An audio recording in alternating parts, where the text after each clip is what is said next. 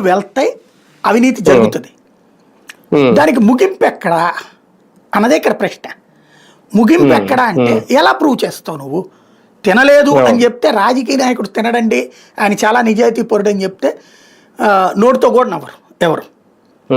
అది జగన్కైనా వర్తిస్తుంది, బాబుకైనా వర్తిస్తుంది, ఇద్దరికి వర్తిస్తుంది, అందులో డౌటే లేదు.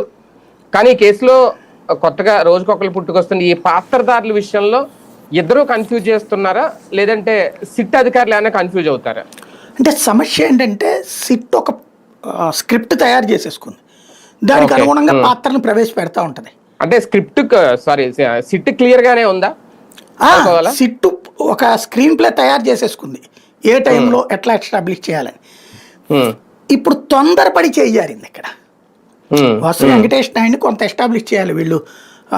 అదేది సింగయ్య అని డొల్లుతా ఉంటే తొక్కించమన్నాడు అని చూపించడానికి ఎట్లయితే నాటకం ఆడారో, అట్లాగే ఇందులో కూడా ఏదన్నా ప్లాన్ చేయొచ్చు. శుభ్రంగా చెవిరెడ్డి నువ్వు జగన్మోహన్ రెడ్డి అక్కడ నుంచున్నట్టు, అన్న ఇది ఈ డబ్బులు నీయేనన్నా, ఈ డబ్బులు నీయేనని ఏ సృష్టించితే సరిపోయిండేది.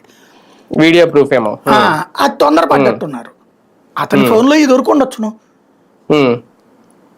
ఇతను లాంటి వాళ్ళు ఏంటి, పవర్ బ్రోకర్లు డబ్బులు కలెక్ట్ చేసి ఒకళ్ళ నుంచి ఇంకొకరికి పంపించే ఏర్పాటు చేస్తుంటారు క్యాష్. మీకు గుర్తుంటే శేఖర్ రెడ్డి ఉన్నాడు ఇదివరకు.